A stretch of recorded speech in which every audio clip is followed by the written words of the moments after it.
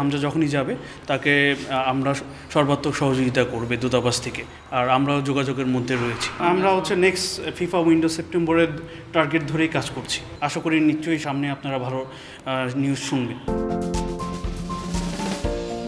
বেশ কিছুদিন ধরেই দেশের ফুটবলে আলোচনায় হামজা দেওয়ান চৌধুরী।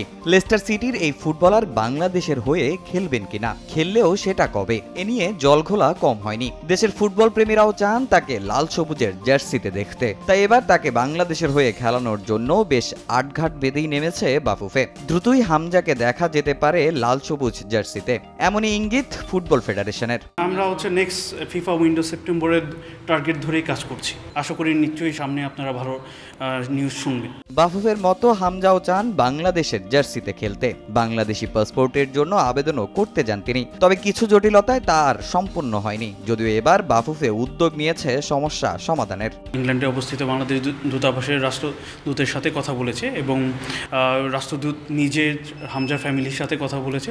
পরবর্তীতে হামজা যখনই যাবে তাকে আমরা সর্বাত্মক সহযোগিতা করবে দূতাবাস থেকে, আর আমরাও যোগাযোগের মধ্যে রয়েছি। ইতিমধ্যেই জানেন আমরা জামাল প্লাস তারেক কাজী নিয়ে কাজ করেছে, তো আমরা পরবর্তী যে পদক্ষেপ আমরা অলরেডি কাজ শুরু করেছি। হামজা ছাড়াও বাফুফের সঙ্গে কথা এগিয়েছে মোহামেডানের সোলেমান দিয়াবাতের সঙ্গে। মালির এই ফুটবলার অনেক আগেই আগ্রহ প্রকাশ করেছিলেন বাংলাদেশের হয়ে খেলতে। যদিও তাকে লাল সবুজের জার্সিতে খেলাতে বাফুফের বিবেচনায় রাখতে হবে অনেক কিছু, তারপরও তাকে নিয়ে বেশ আশাবাদী বাংলাদেশ ফুটবল ফেডারেশন। দিয়াবাতের সাথে কিন্তু আমরা বসেছিলাম, সে জানিয়েছে যে এরকম সে ডুয়েল সিটিজেন নিতে পারবে।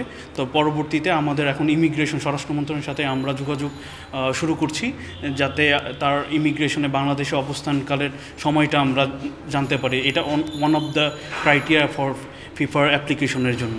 এবারের বাংলাদেশ প্রিমিয়ার লিগে দারুণ ছন্দে আছেন দিয়াবাতে। এখন পর্যন্ত লিগে 15 গোল করে সর্বোচ্চ গোলদাতার তালিকায় দ্বিতীয় স্থানে আছেন মালির এই ফুটবলার। তামিম হোসেন, সময় সংবাদ, ঢাকা।